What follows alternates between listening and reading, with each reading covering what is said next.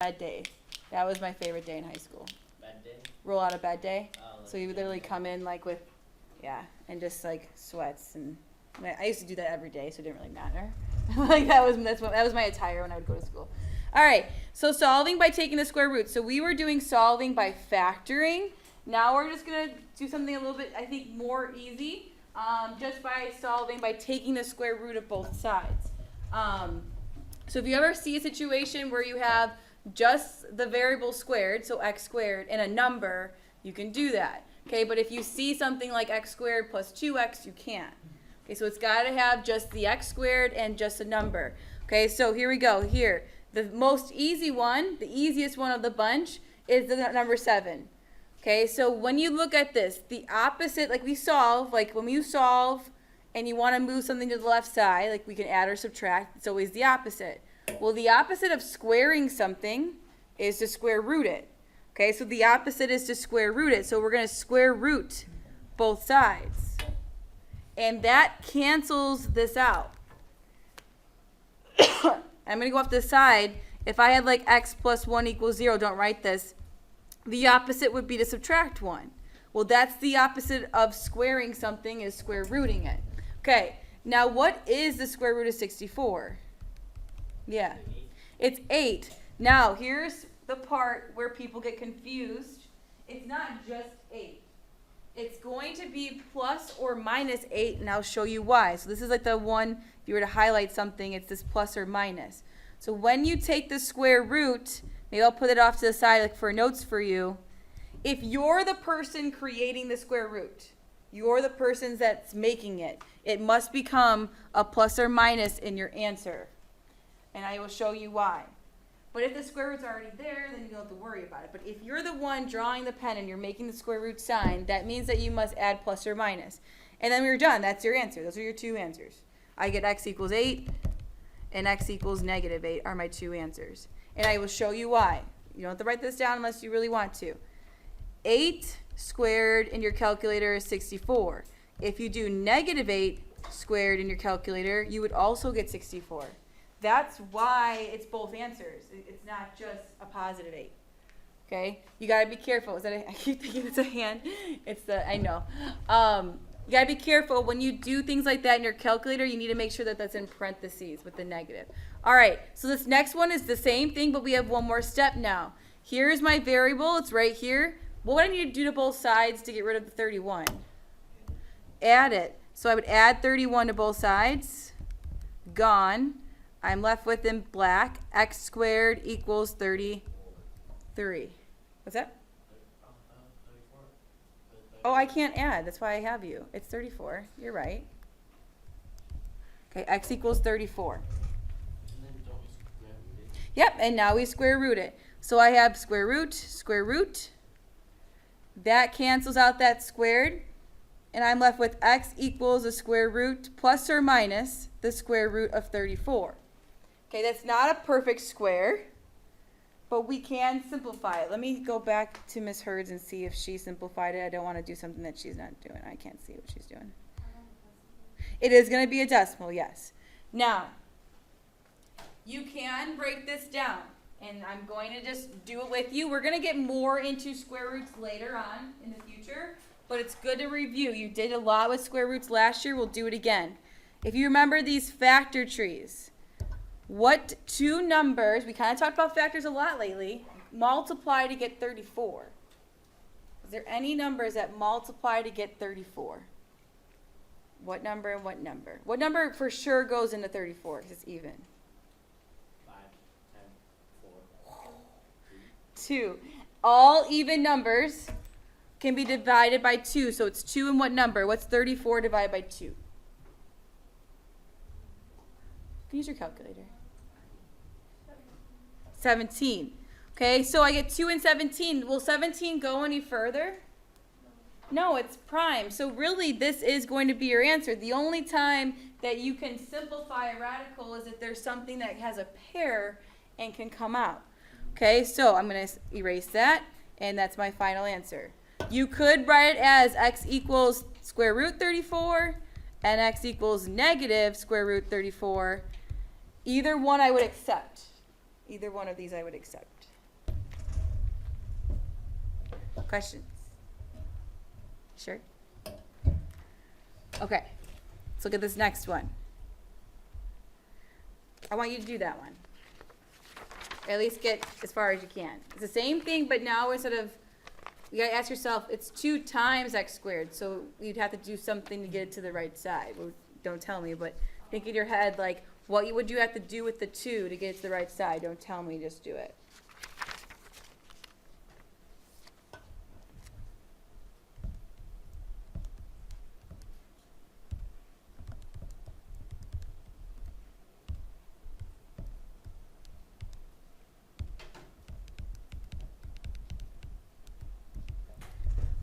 When you're done and done only, look up. So it's basically just like solving, which we practice a lot in this class and in other classes. But the only thing that's really new is that you got it right? There you go. You should be super excited. Okay, do you have questions on how I got this answer? You could have wrote it again. You could have split it up and had a positive square root 6 and a negative square root 6. That's up to you. All right, do the next one. Do 10. You got it. Kill it. Say, oh my God. I promise you it's going to be good. Because if you put in your always check in your calculator if it works. Like put in square root 144. Put in square root 64 and see if it works. Again, the goal is always to get that squared by itself before you do anything.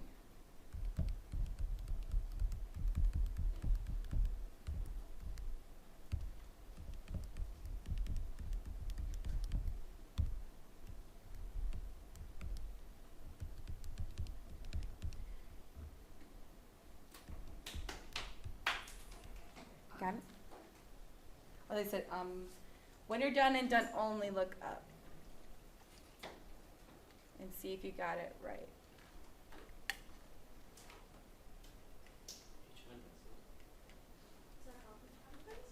Oh, good question. Does anyone else know how to use the square root?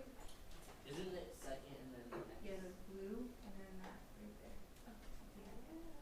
There's an interesting thing about your calculator, and I think it's super cool how they set it up on your calculator. If I pull mine up, if it'll let me. Quit. Second. Quit. See what's pretty cool about this? Right here, see how it says x squared? The inverse is the square root, which really means it's the opposite. They do that on purpose. They're opposite of each other. It's kind of cool. And when we get to logs, which you probably have no idea what I'm talking about, we will get to logs in the future, and we'll get to the natural logs here as well. Their inverses are on top. Okay, they do that on purpose on the calculator. It's actually a pretty cool technique. All right, do you have questions on that? All right, so this last one, we can kind of do it together. Okay, what would you do to both sides? Right now, here's where the x is. You're looking for to actually isolate where the squared is. There's the squared in yellow. What would I have to do to both sides to get rid of the 9? Add 9. Gone. So I get in black, x minus 1 all squared equals a positive 9. Now, you're probably looking at this like it does not look like the last one I just did. But it's still an operation. The squared is an operation. So the opposite of squaring something is square root. Good. Getting used to that term, square root, because we actually will be starting to use that a lot in the future. Okay, square root. Gone. Square root. Now here's the one that's a little tricky.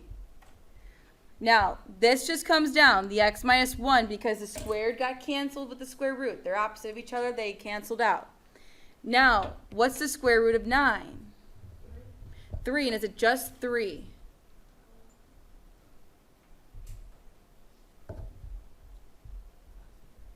Thank you. Yeah. Positive, negative, 3. Okay, so you still have to apply that here. And here's why sometimes I told you guys if you broke it up in the beginning, it's a little bit easier to understand what we're about to do. Remember, whenever you make the square root, your hand draws in the square root, you have a plus and minus sign. Now you must break this up. Okay, so this is going to become, okay, I draw my little arrows so that you know where it's coming from. I have x minus 1 equals a positive 3, and x minus 1 equals a negative 3. Because I had to split it up into 2 separate cases. There's the only way to figure out your solution. for this very first one, what would I do first to both sides? Yeah, very good. Gone. I get x equals 4. What's the other one? Mm-hmm. And I get x equals, careful with your signs. Careful. Negative 2, and here's why. If I owe you $3 and I took one and I gave you one back, I now owe you still negative. Okay? And those are my two answers now. So that's the only one that's a little strange, a little different. Okay. I'm going to get you started on 12, and I'm going to have you guys finish it. So, again, the goal is for you to get this piece isolated in yellow. And if you want to make a note for yourself, you're like, I don't have a highlighter on me because I'm not going to throw them out right now. But maybe like put a square around wherever the variable is with the squared. So here's where the squared's at. So whenever you want to always isolate where that squared is when you do these types of equations. You always want to isolate that piece. Everything else, that means the 8 must leave and the 2 must leave. What do I do first, the 8 or the 2? Very good. And I'm going to add 8 to both sides. Just developed an accent out of nowhere. 2x plus 3 all squared equals 8. Again, we want this piece to be alone. So now what do I do to both sides? Soon. Divide by 2. We have to get rid of this 2 before we can square root. If you square root too early, it's going to get really messy. Okay, so you always want to isolate this piece first. So I have to divide, oops, something just happened. Divide by 2 to both sides. And then I get x plus 3 all squared equals what? 4. Now we're at that point where that squared is alone. He has nothing else by it. We can now take the square root of both sides. So I take the square root, take the square root. My hand drew in the square root. So what must be there? Positive or negative. And what is the square root of 4? 2. And whatever is left is inside the parentheses. So I have x plus 3. I want you guys to take it from here based off of what we did in the last problem. Remember, we have to split it up into 2 separate equations. Split it up into 2 separate equations.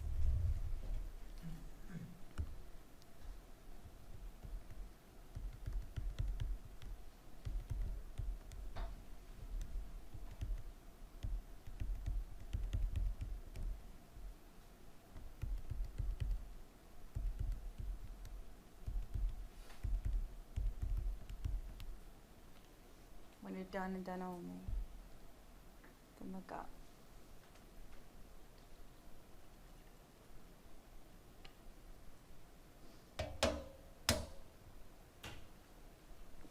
Please check and make sure I get it right, because sometimes I make small errors. I never use a key, so I don't have something to validate it.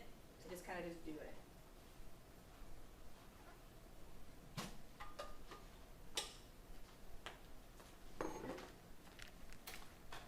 How are we on? Did you get it right? Did I do it wrong?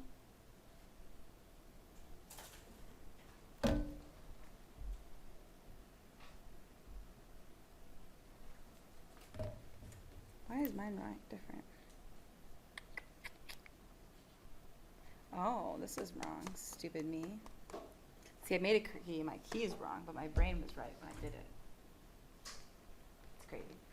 Questions, comments, concerns? You feeling okay? All right, now let's get into day 9, because this is going to be really easy. You just got to plug in your calculator. So I'm just going to teach you how to do the quadratic formula. You ever did the Pop Goes the Weasel song? You don't have to memorize this formula, but you could. There is a Pop Goes the Weasel song. I won't sing it to you, maybe later if I feel like it. Okay, to memorize it. Now we've been working with standard form this whole time when we were doing factoring, and that's this guy right here in yellow. That's what standard form is. And it looks like number 1 and 2. You can kind of look at those and say we were working with those yesterday in terms of factoring. Same thing. So we use the quadratic formula when we can't factor it. So there are situations where when you do what multiplies to 27 and adds to 8, that might not work out. There will be situations where that does happen. If that does happen, you can find no answers to that question. Then you have to use this thing called the quadratic formula, which is actually not that bad. It's not that hard to use. Okay, so you just got to be able to be aware of what goes where. So there's our beautiful formula. This very first term where the x squared is, that's our a. So a is 1 for number 1. It goes in order here. That term with just the x is your b. So b is negative 6 for number 1. And for number 1, our c is a positive 7. Okay, so that's our a, b, and our c for number 1. And we just have to use the quadratic formula, and you can just plug it into your calculator. Okay? So when we do this, here we go. We get the opposite of b. That's what that negative means. That negative means it's the opposite sign of whatever we said. So it's currently a negative 6. So what am I going to put? Positive 6. So I have x equals a positive 6 because that's the opposite of b. There's our plus or minus. I told you would not go away when you're taking square roots. And black is going to be things that, is just part of the formula. Okay, then I have b squared. So I'm going to put, whenever you're working with negatives, please put it in parentheses for the quadratic formula. So negative 6 squared, which you probably know what it is, but I'm going to write it out for the notes. Minus 4, that's part of the formula. That's why it's in black. Part of the formula. I didn't make up that number. Okay, a is what? 1. And then what is c? 7. Okay. All over 2 is part of the formula. And I always just put everything I plug in into parentheses. And then a is 1 in green. Okay, so all I did is I took what I said. A is 1, b is negative 6, c is 7. And I plugged it into the formula. Do you have questions on that part? Okay, here we go. Let's have some fun. Now, the very first thing that you want to do, if you have a highlighter, get a highlighter. If not, I can maybe throw you one. Highlight this piece. You'll pass them out. Thank you. This is what you want to put in your calculator. That right there in yellow. Okay? So I get x equals 6 plus or minus something all over 2, because 2 times 1 is 1. And I'll show you how to put in your calculator in a second. You want to get that piece inside the radical before you do anything. Now, again, that we're going to learn more about that. That inside the radical is actually called the discriminant, but we'll get into that later. So I'm going to do it with you in my calculator. Parentheses, negative 6 all squared minus 4 times a, and a was 1, times c, which is 7. I'll leave that up there for you. That's all I did is I just put in what was inside that radical. Press enter, and you should get 8. Anyone not get 8?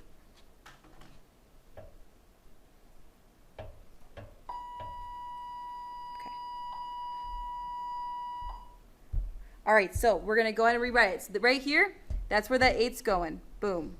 Look at that. That's simplified pretty quickly. Okay, now the next step. I'm going to go off to the side and see if this radical can break down. Now again, we're going a little bit more advanced here. I would have accepted this answer on the test, but I want you to know that you could simplify this. If it was multiple choice, it would be simplified. So let's actually keep going with it. Off to the side, if you can find like a little space somewhere, go off to the side, maybe like draw an arrow for yourself that you're kind of doing side work. Okay, the square root of 8. What two numbers can multiply to get the square root of 8? 2 and 4. So it breaks down into the square root of 2 and the square root of 4. Do we know either of those? Do we know the square root of 2 or the square root of 4? Is there one of them we do know? What is it? Yeah, the square root of 4 is equal to 2. So now that's gone, and I have 2 radical 2. So I have 2 on the outside, and I have radical 2 staying in. Whenever I do radicals, I circle what comes out and I underline what stays in. I just form a habit. I've done it since high school. That way I keep myself organized when I do these types of problems. We get more into radicals in the future, where we get more into depth, but this is kind of just like a brief overview of it. So my answer would then be 6 plus or minus. All I'm doing is I'm replacing that square root now in purple with 2 radical 2, because that's what we just figured out on the side. All over 2. And you're like, whoa, this is really complicated. I know it is. But it's not too hard. You just got to take it step by step, just like how the past couple of days, as long as you keep going at it. Now, again, I would have accepted this answer. But you could go further just because I'm being a math person and I'm pushing you. Do all of the numbers in front, not the radical, forget about the radical. Are they all, is there something that you can simplify all of them by? Can you divide all of them by something? 1 and 2. 2 can go into 6, it can go into 2, and it can go into 2. So here we go. If I divide each one of these, I'm just making notes so that when you go back in your notes where it's coming from, if you divide each one of those by 2, you would get 3 plus or minus square root 2, and we're done. That's the simplest form. Like if it was on an exam in the future or on the SAT or whatever, this is what you would see. You wouldn't see this or this, and that's why I'm preparing you that way. Oh, you said divide this and Yeah, divide each one by 2, sorry. So 6 divided by 2 got me 3. 2 divided by 2 is just 1. You could write 1 right here if you wanted. And then 2 divided by 2 is 1 as well, but again, you don't have to write that if it's just a 1. If it's just a 1, you don't have to write it. Questions? We'll do one more together, and then I'll give you time to practice it. I don't really care. This one we can't do. Cross off 2. It's imaginary. I don't want to get into imaginary roots yet, but we will. Just not yet. So that means that it doesn't exist in this dimension. It gets in a different dimension. You're all like, which you might like it because actually when it comes to like electronics, like microwaves and stuff like that, they need to use imaginary numbers in order to develop them. So we're not, because it ends up being an imaginary root, and I don't want to get into imaginary numbers quite yet. I'll get into them eventually in the future. But let's do number 3. Okay, number 3. Now if you look, it looks different than the rest of them. However, we can make it look the same by just moving the x squared to the right side. Okay, remember you always want it set equal to 0 to solve when you do factoring. So all I'm going to do is I'm going to add this 7x squared to the right side of the equation. I'm going to move it over. That gets me 0 equals. There's nothing to add it to. It's alone. X squared, there's no other x squared to add it to. So I have 7x squared plus 7x minus 21. Okay? So this 7x squared came from here. This guy came from here. And then this guy came from here. Okay, so all I did was I just rewrote it so that I could do the quadratic. All right, now one of the harder spots is to just tell me what the variables are. What is A in our quadratic formula? Yep. And what's B? 7 as well. What about C? Just 21? Negative 21. So it's always the numbers out in front include the negatives. Now that we have these 3 things, we can just plug it into the quadratic formula. Okay? So I want you to take a minute and just see if you can just put it in there. Like, see if you could write out this. See if you can write this out. I'm not asking you to keep going. I'll do it with you unless you want to. Okay? But I want you to see if you can at least set this up based off of our quadratic formula, which is in the right corner right here. You know, this is what we're using right now. We already have all of those terms, B, A, and C. See if you can at least write it out without my help right now. Did you guys have a question? No. Okay.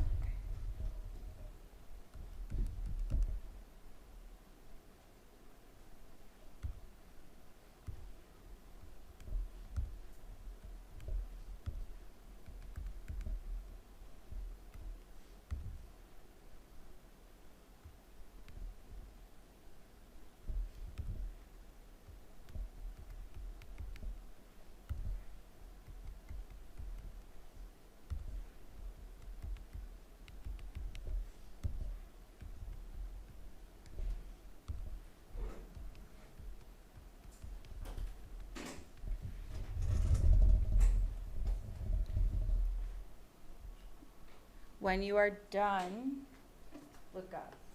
Don't look up until you're done and see if you got it. And always check my works again. I could make an error when I do this quickly. Is there any part of this that you want me to go over? That negative, remember it's always the opposite of B. So it's negative 7. That's why I put that negative in black, because it's part of the formula. All right, here we go. Now the next thing to do, if you have your highlighter, is to highlight this piece and say, I need to put that part into my calculator. Okay, so I can even set it up before I even do that. I can put in negative 7 plus or minus the square root of something. We don't know what it is yet. And then what's 2 times 7 on the bottom? 2 times 7? 21 is 7 times 3. 7 times 2 is 14. Good. All right, here's our graphing calculator. Let's see what we got. See if you can do it without me.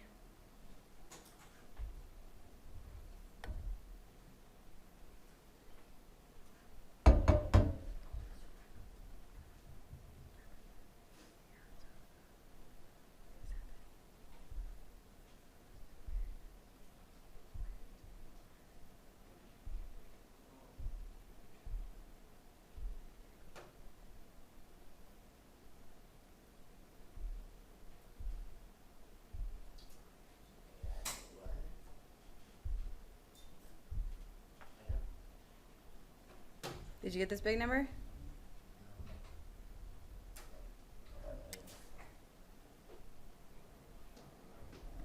Square minus 4. Ooh. Okay, so you see this guy? See how high he is? I know it's really hard to see, but that's a negative. You want to put a minus sign there. So this guy right here. Oh, okay. Yep. Did you get that big number? Okay. We're just gonna leave that number. I would never have you reduce that radical. That would be really cruel of me. Okay.